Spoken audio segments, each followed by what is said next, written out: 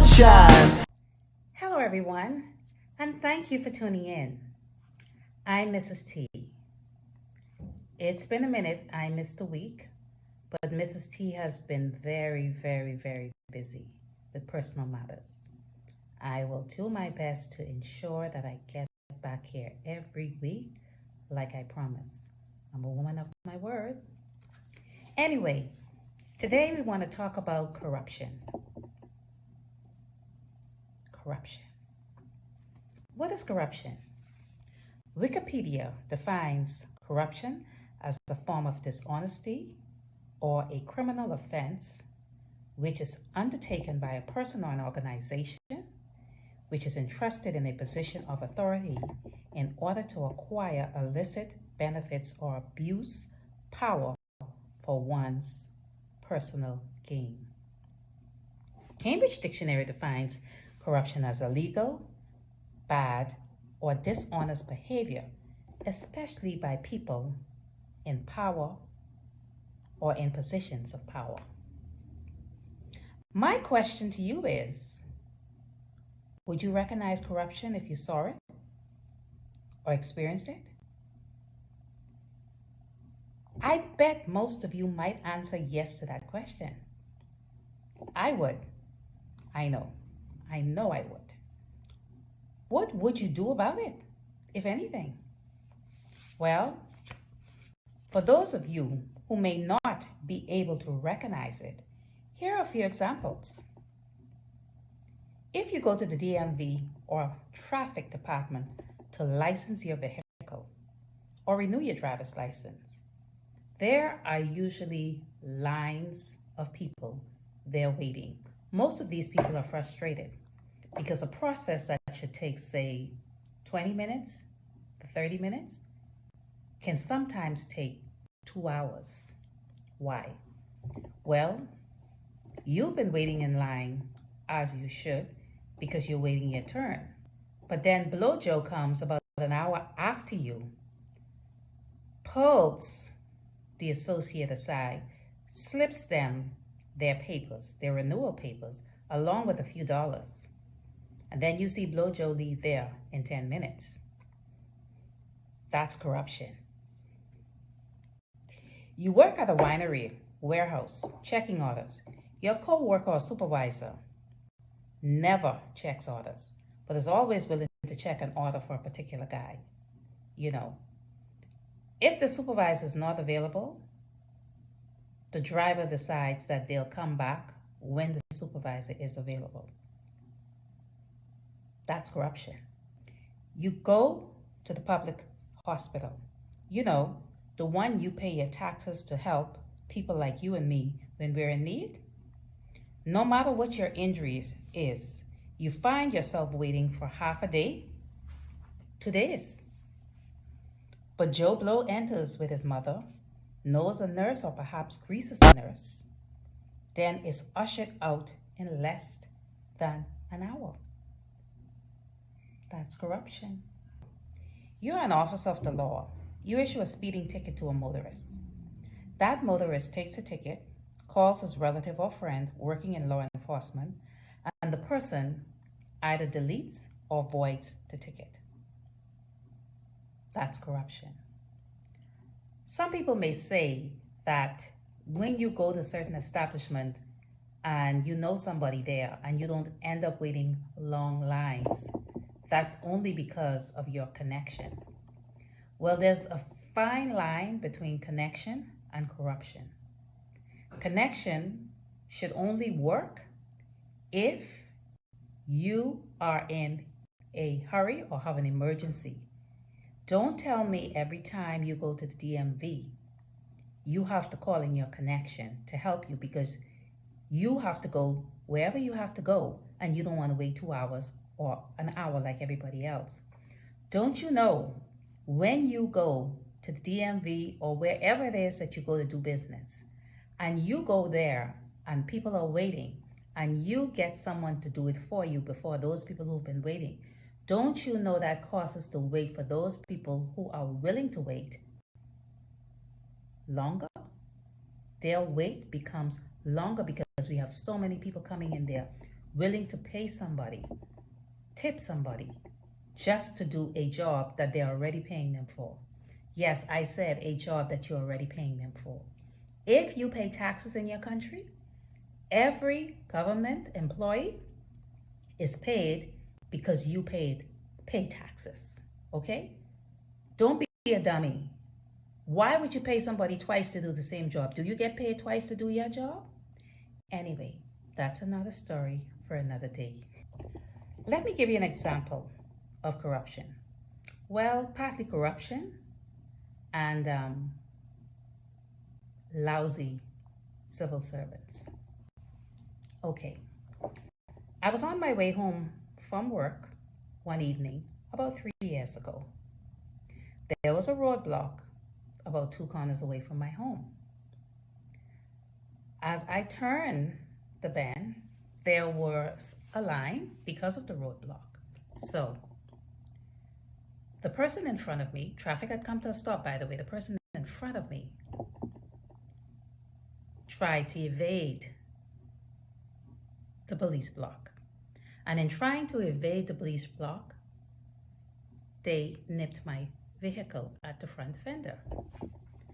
Now, the police stood there and watched the accident happen. So they came over, which is what they should have done.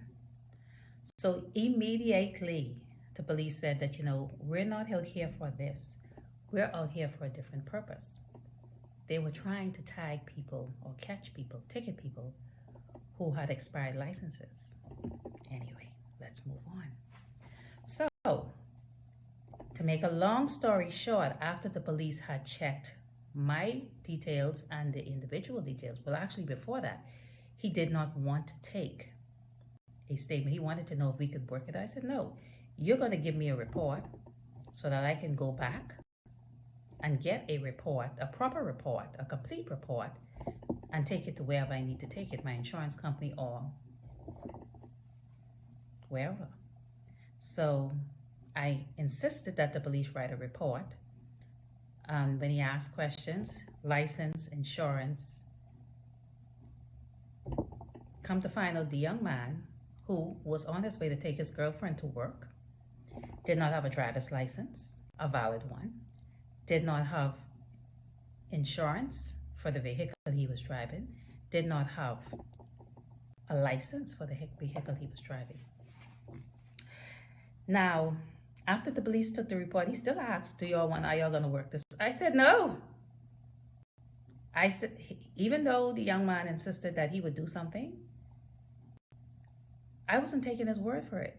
But the fact that the police, who is an officer of the law, who in any position he has, if he's on the street and an accident occurs, he's supposed to take that report. He was like, that's not what he was there for. And he meant, he wasn't going to take this report. But he did take it. I forced him to take one. When all was said and done, I had to get a different report done. When I went to the police headquarters, you know what they told me? This young man has so many offenses, they can't count on. Okay? And the report, I just can't begin to think. I just don't understand how things are being run in the police force, in particular traffic, because that was my experience. I didn't get a proper report, and I ended up fixing my vehicle myself because the young man tried to talk me down after I got a quote. Then he tried to tell me to take my car to somebody he knew. What the? I don't drive a $5,000 car. I drive a real car. One of those cars that lasts a long time and still look good whenever you see it. Don't play with me. Anyway, I blame that on the police. And you know why I blame it on the police? If somebody doesn't have a driver's license, if they don't have license for their vehicle, if they don't have insurance, they should getting a job. Their behind should be hauled to jail. You can't be more qualified than them. That's the end of that. If you're not cute or hot, and this is based on who's looking, you can't get the job. If you're not willing to bend over, spread open, get on your knees, kiss, or suck someone's tush, or be controlled, then you are not a good candidate. Explain controlled. Yeah. Controlled means that they can't make you do everything that they say, regardless of whether it's right or wrong. You know, some people, they'll tell you, oh, send out this document. They know you shouldn't send the document out, but if they're trying to get somebody else in trouble, they'll make you send it out. You understand me? These people will charge fees, unfair fees, and they know they shouldn't be charging unfair fees, but they won't send it out. They'll let you send it out. So if you're not prepared to do certain things, like let's say, for example, they want to fire somebody, then they get you to fire them instead of them, and you look like the bad guy. Yeah, that's what I mean by being controlled. These people don't want you around. No one cares that the work gets done anymore. Have you realized that?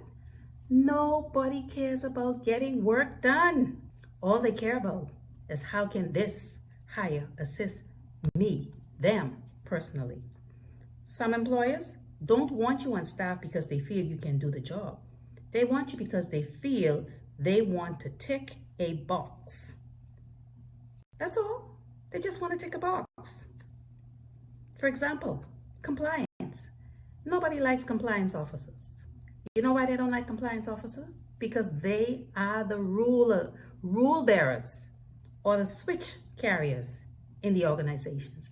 They're there to keep you in shape so that you don't look bad out there. But you know, some people will fight against their compliance officer because they don't want you to tell them what to do. I am that. How do we fix or stamp out corruption? Well, law enforcement. Sad to say, but I live in a country where the law is rarely enforced. I am so afraid of what this country will look like in 20 or 30 years from now. You people don't enforce the laws. As simple as people throwing trash out of their vehicle. As simple as people driving around in vehicles that are unregistered. I am seeing people on a daily basis driving in vehicles that have no license plates. And you can't tell me all of these people driving around on this street, this little country, every single day, there is not one policeman or law enforcement person, and I'm talking about defense force, and I'm talking about the prison, all of them. You can't tell me that they don't know this information. You know, and I bet you anything, if somebody goes into one of those organizations, let's say traffic, and tries to clean up that mess, they will get booted out. Because we don't want things to be better. We love corruption. Because with corruption, almost everybody could get what they want. Well, that's what's going to happen if y'all don't fix it soon. Promote transparency and access to information. People don't want to give you information that you're entitled to because they're trying to hide stuff. I don't want to talk about that too much because I'm only going to run on with that all day and all night. Empower people. Some of what I'm doing right now, you have to be the exception. Many people feel the same way you do about corruption. It does not improve things for the masses. Only a few benefit from this. For those of us who want a better country, we have to encourage each other to do what is right for the masses. Close loopholes. For example, put controls in place where if an illegal or an act is committed, for example, licensing of an unfit vehicle, enforce the law. If every person entering information in the system is identifiable, it would be easy to pinpoint who is committing these acts. This means getting rid of people who commit these acts. That does not mean placing them in another area where they can do the same poop. I don't understand government. If somebody effed up an area, like gave passport to illegal people, then you need to prosecute their behind and send them home or send them to jail. Why in the world would you put them in another organization to start some other crap? Ah!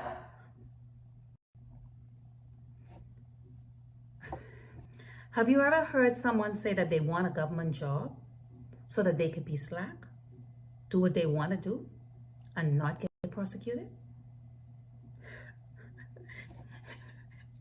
You know, this makes governments in smaller countries look like a joke. I mean, why would you want to work in an organization that is so slack? Only a corrupt person would want that, you know? And how does that benefit the country long term? I can't take it. No one is above the law unless the law is a joke. Please remember, fighting corruption is no easy task. These people will rebel, especially if they have been allowed to carry on like this for years. They try to ruin you.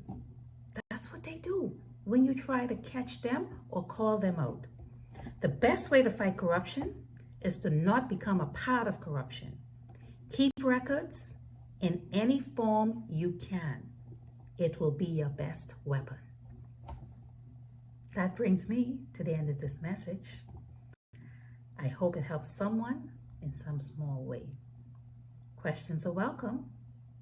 Thank you for listening. Until next week, remember, all people have value. I ain't happy, I'm feeling glad I got sunshine.